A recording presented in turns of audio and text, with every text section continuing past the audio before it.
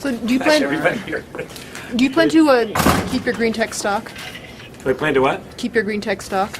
I haven't thought about it. I'll think about it. Be glad to get back to him. First time everybody has that. Let's ask you about reform tonight first. Yeah. You talked right from the beginning about the difference between you and the Attorney General on this issue in terms of Medicaid expansion. Yeah. He talked about increasing funding at the state level. He thinks he can get the appropriate amount of funds to the programs in need without that expansion. Why do you think that that's your differing opinions are on that issue? Well, first off, if you look at the budget today, I don't know. He said he wants to cut $1 billion in tax cuts. As I said, I'd like to promise you billions of dollars of tax cuts, but it's irresponsible. As I say, the former Republican chairman of the House Appropriations Committee said it would put a gigantic hole in the budget. You look at our local elected officials, Sharon Bulb or Molly Ward, Senator Mark Warner, have all said it's basically fiscally irresponsible. We need new funds to do what we need to do for the folks in here for the health care delivery, specifically as it relates to the mental illness issues. You can't do that without the Medicaid expansion money. It is $21 billion. It's our money. We should be bringing it back. 29 states have already agreed to do it. It's just as fiscally irresponsible not to take it. And to those 400,000 Virginians who will get access to quality life-saving care, it's morally and socially the right thing to do. So, too many people in politics go out and make promises they can't pay for. We cannot pay for expanding and doing the things we need to do as it relates to mental health without the Medicaid expansion money. It just won't work. Do you disagree with the notion that there are reforms needed before we can? Oh, on the Medicaid expansion, you bet. And we have the commission that's looking at that, and the bipartisan commission. Yeah, I would agree that reforms, of course, are needed.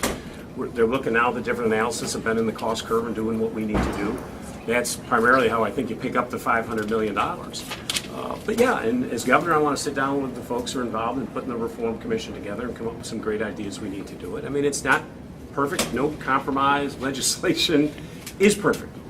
But as I say, it is fiscally irresponsible and socially irresponsible not to take that Medicaid expansion money for those 400,000 Virginians who would get access to quality life-saving care that today don't get care. And the work that we could do on preventive care and other issues would be so important. We are cutting, as we heard in there, folks in, especially in K through 12. Losing counselors and the folks early on. When she read me that statistic about the number of children who are depressed and the issues around suicide, we need to make sure we're getting folks in earlier, getting that care early and immediate care, not waiting 2-3 months to have to deal with someone who may have a very serious issue. Terry, what's your view on a special session to discuss ethics, disclosure, and gifts? I just think this is another gimmick by the Attorney General. I think what he ought to do first is return, as Governor McDonald did. I think Governor McDonald made the right decision.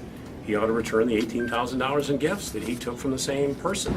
It's easy to quantify the exact amount. We know exactly how much it was, and he ought to the first step ought to be to return the gifts, as Governor McDonald has done.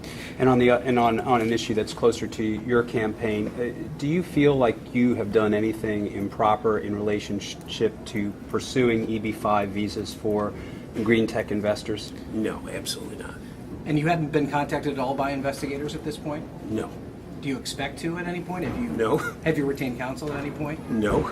Okay. And so it's your belief that this investigation doesn't include the time that you were the founder and chairman of the company? I don't know. I don't know. All I know is I left the company, as you know, about 8 months ago. And I don't know anything beyond that. Similarly to how you've asked for the Attorney General and the Governor to be more forthright about their relationship with Star Scientific, they've asked the same thing of you with green tech. Should there be more information? For instance, the Attorney General just said it would be appropriate for you to release all your tax returns. Is there any consideration to that as all? If at any reason to maybe stop some of the questions that you've been given about this? Tax returns have nothing to do with green tech. It wouldn't as I show say, green tech. No, your investment. It wouldn't show your investment in the company at all. No, but you know that taxes don't show investments. So then why don't you plan to sell your stock then? Pardon me? So then why don't you plan to get rid of your stock from green tech then? I hadn't thought about it as if it's something you'd like me to do. I hadn't really thought about it. I'll think about it and get back to you. Also, you mentioned Aurora and Virginia Tech. Yes, ma'am. There was a recent report that came out that crime has gone down while firearm sales have gone up, and you are for the assault weapons ban. Are you looking to bring that to Virginia? What I've said in Virginia, what we ought to do, and I'm a strong supporter of the Second Amendment. I'm a gun owner. I take two of my sons hunting, skeet shooting. I think there are reasonable things we could do. Would I have... Such as? background checks. I think anyone who purchases a gun should have a background check. I've gone through it myself. It's a very simple process. It takes a couple minutes to do it.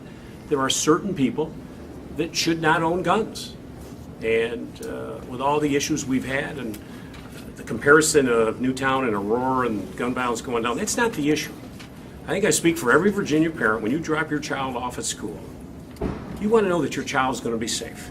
And I think a practical, mainstream idea is that anyone who purchases a gun ought to go through a background check. I think that's reasonable. That's my opinion on that. But to the specific question as to whether or not you would support assault weapons Ban. in Virginia, would you, that specific type of rifle? What I've always said is, as governor, what I'd like to get done is to have background checks. That would be my first important step in that process. Aren't there already background checks in Virginia right now? Correct. You, Laura, did you have something? All right.